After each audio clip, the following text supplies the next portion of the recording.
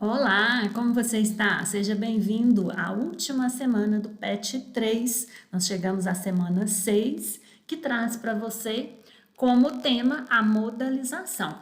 Nesta semana, você vai verificar que para expressar sua atitude em relação ao que diz ou ao que é expresso, o enunciador, ou seja, quem fala ou quem escreve um texto, mobiliza um recurso de linguagem chamado modalização. Tenham todos uma ótima semana de estudos. Aqui nesse quadro nós temos a definição de modalização.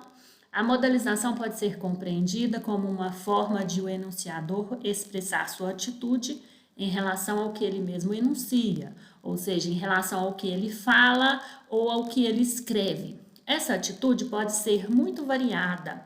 Ele pode tentar se distanciar ou se aproximar do que diz, intervir na validade de uma asserção, colocá-la em dúvida, exprimir seu contentamento ou descontentamento com o que diz e até mesmo avaliar a própria maneira de dizer. Portanto, modalização são elementos linguísticos que utilizamos na nossa fala ou na nossa escrita para expressar o nosso ponto de vista sobre algo que estamos tratando ali, seja no texto escrito ou ao falarmos. Nós utilizamos algumas expressões ou advérbios, locuções adverbiais ou até mesmo verbos que têm esse papel de expressar o ponto de vista nosso. Nós poderíamos fazer o que foi citado aí, nós poderíamos, através desses advérbios ou desses verbos, dessas expressões, colocar alguma coisa em dúvida, nós podemos distanciar do leitor ou aproximar dele, expressar que estamos contentes ou descontentes com algo. Então, tudo isso fazemos ao falar ou ao escrever, utilizando esses elementos linguísticos, como eu falei, que expressam ideias variadas. Pode ser ideias de restrição, de negação, de dúvida, de proibição, de certeza, ou pode simplesmente expressar nossas emoções em relação a algo. Para vocês entenderem melhor, nós vamos ler um texto e depois faremos as atividades que vai abordar esses aspectos dos modalizadores. Aqui nós temos um texto que descreve certos aspectos da cidade de São Paulo. Não se esqueça de colocar o cabeçalho aí na sua apostila ou no seu caderno para que o professor possa identificar você. O texto é de Bernardo Carvalho e se chama O Sol se Põe em São Paulo. Vamos à leitura. A Liberdade é um desses bairros de São Paulo que, embora em menor escala do que nas regiões mais ricas, e por isso mesmo de um modo às vezes até simpático, ressaltam no mau gosto de sua rala fantasia arquitetônica o que a cidade tem de mais pobre e de paradoxalmente mais autêntico, a vontade de passar pelo que não é. Então, está descrevendo aqui um bairro de São Paulo, que é o bairro Liberdade. O pôr do sol em São Paulo é reputado como um dos mais espetaculares por causa da poluição. Eu disse ao homem com lábio leporino. Só fui entender que São Paulo era uma cidade de monumentos, mas onde os monumentos não existiam, eram, por assim dizer, invisíveis, no dia em que sonhei que dirigia um carro de monumento em monumento pelas ruas vazias de uma tarde de domingo, no inverno, uma estação que aqui também não existe. Eram monumentos que eu nunca tinha visto antes e que só existiam no meu sonho, em lugares onde na realidade se erguem os prédios mais decrépitos ou as fantasias arquitetônicas mais tolas e não menos pavorosas. Estão observando como ele expressa aqui a sua posição sobre o que ele está descrevendo? Ele afirma que em São Paulo, por exemplo, não existe a estação do inverno. Isso é algo para ele que não existe. Outra pessoa que chega ali em São Paulo com certeza vai ter outra opinião a respeito. Então é um texto que expressa esse ponto de vista do narrador. O que ele fala também da arquitetura. Ele fala que os prédios são decrépitos, né? Criticando aí a arquitetura de São Paulo. São Paulo não se enxerga, ou não chamaria periferia de periferia. não é só eufemismo, chamam-se excluídos aos 80% da população. Não é à toa que é uma cidade de publicitários. Em São Paulo, publicidade é literatura. Expliquei ao homem com lábio leporino em inglês sem deixar claro se fazia uma crítica ou me justificava. É uma cidade que quer estar em outro lugar, em outro tempo. E essa vontade só a faz ser cada vez mais o que é e o que não quer ser. As mansões mouriscas e ecléticas do começo do século XX, a maioria derrubada, e os prédios mediterrâneos, neoclássicos, florentinos e normandos, construídos há poucas décadas, revelam o atraso do presente. Cada imigrante, achando que transplantava o estilo de sua terra e dos antepassados, acabou contribuindo para a caricatura local. Em Nova York também houve um momento de exaltação capitalista antes da quebra da Bolsa em 1929, quando o poder do novo dinheiro ergueu prédios renascentistas na tentativa de transformar a cidade numa nova Florença.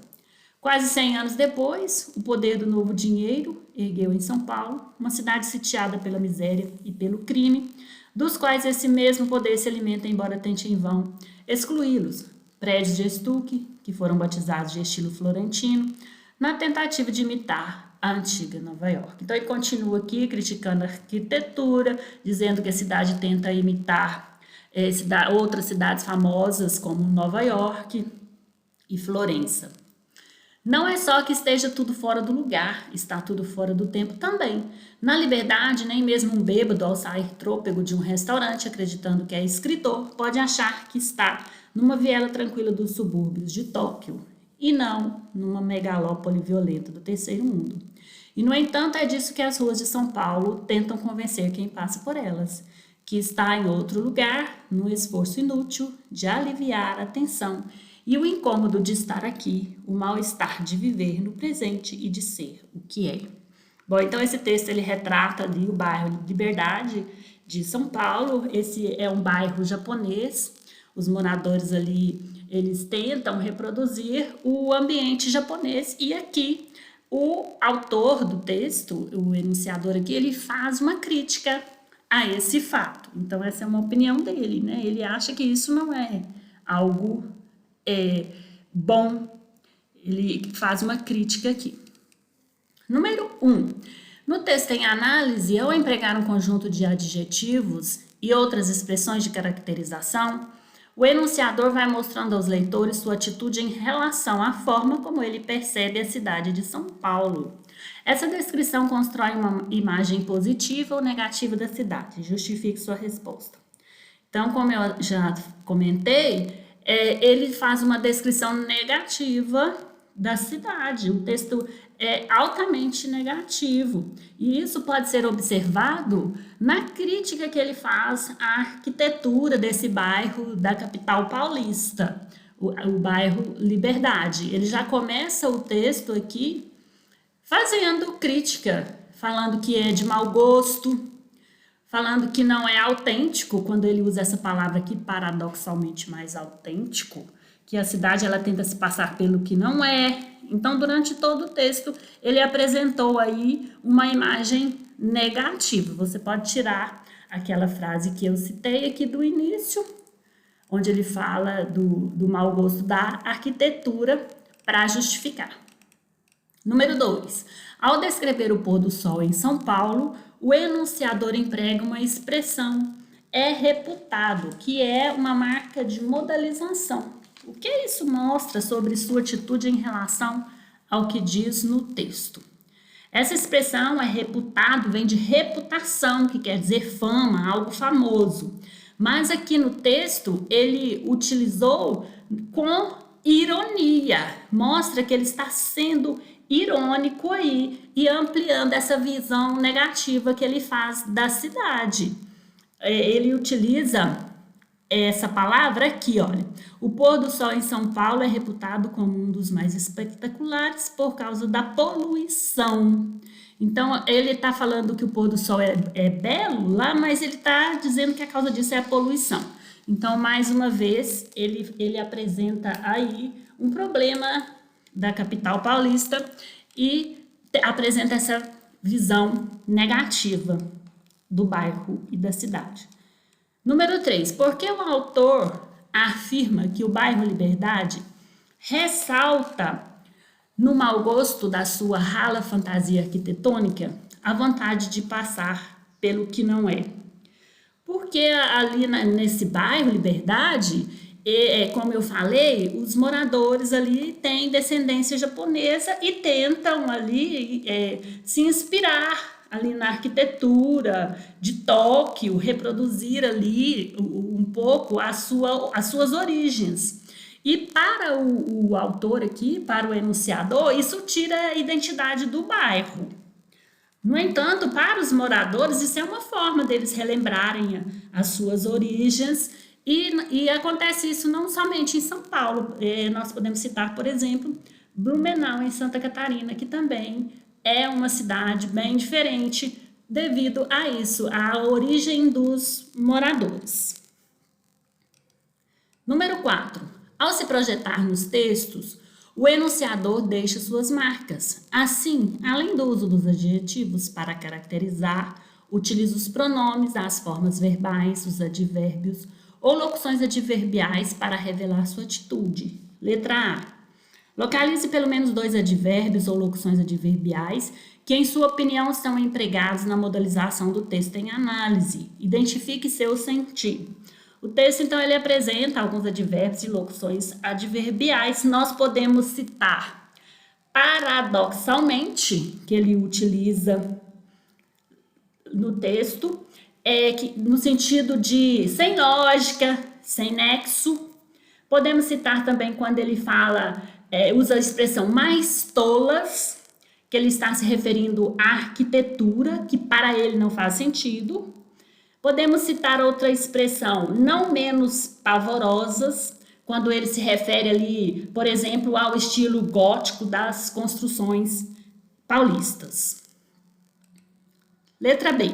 Localize formas verbais que, além de exprimir o tempo, podem ter outros significados, combinando a expressão temporal com diferentes tipos de modalizações. Nós podemos citar não chamaria. Nós temos o não, que é um advérbio de negação, e chamaria é o verbo que está no futuro do pretérito, expressando uma ideia de negação. Não chamaria. Não se enxerga, outra expressão que temos o advérbio de negação não, e temos se enxerga aí, que também expressa a ideia de negação. Não se enxerga. Sair trôpego, quando ele fala lá do bêbado, está passando aí uma ideia de ironia. E não é à toa, que também é uma expressão irônica, expressa ironia. Então, são alguns exemplos que vocês poderão utilizar, mas há outros exemplos no texto que vocês poderão colocar aqui na letra B. Assim como a questão da letra A, também há outros advérbios e locuções adverbiais que vocês poderão identificar e colocar como exemplo. Número 5. A respeito da modalização, é incorreto afirmar que... Letra A. Alguns gêneros, como o relato de viagem, as cartas pessoais, a poesia lírica, os depoimentos e os testemunhos, os relatos de memória, os textos memorialistas, entre muitos outros, têm como características a objetividade e a projeção neutra do enunciador. Bem, esses gêneros textuais, eles são subjetivos. Eles expressam o ponto de vista do narrador. E aqui está dizendo que eles são objetivos e que o enunciador é neutro. Então, essa aqui já é a questão alternativa que está incorreta. É a letra A, devido a esses 2 elementos aqui no final. Letra B. Os textos em que não se podem detectar claramente as marcas do enunciador são considerados objetivos, isto é, apresentam um maior grau de objetividade. Correto. Quando o narrador não se pronuncia a respeito, não deixa transparecer suas emoções, seu posicionamento, o texto é objetivo. C. A modalização pode ser compreendida como uma forma de o enunciador expressar sua atitude em relação ao que ele mesmo enuncia. Sim, modalização é isso. É eu colocar ali minhas impressões pessoais sobre o que eu estou falando. D. O enunciador pode ter uma atitude muito variada. Ele pode tentar se distanciar ou se aproximar do que diz, intervir na validade de uma asserção, colocá-la em dúvida, exprimir seu contentamento ou descontentamento com o que diz e até mesmo avaliar a própria maneira de dizer. Sim, isso aqui nós lemos acima exatamente o que está explicando aqui. Tudo isso o enunciador ele pode fazer utilizando os modalizadores. Então está correto. Letra E. Nos textos em geral, orais ou escritos, ao empregar palavras ou outros recursos como gestos, imagens, o enunciador mobiliza um recurso de linguagem para expressar sua atitude em relação ao que diz ou ao que é expresso. Correto também. Essa também está correta. Portanto, a incorreta é a letra A, questão A. Então é isso, pessoal. Nós finalizamos hoje o PET 3. Eu espero ter auxiliado vocês com as orientações. Um grande abraço para todos e não deixe de enviar esse vídeo para um colega e incentivá-lo a realizar as atividades também. Até a próxima!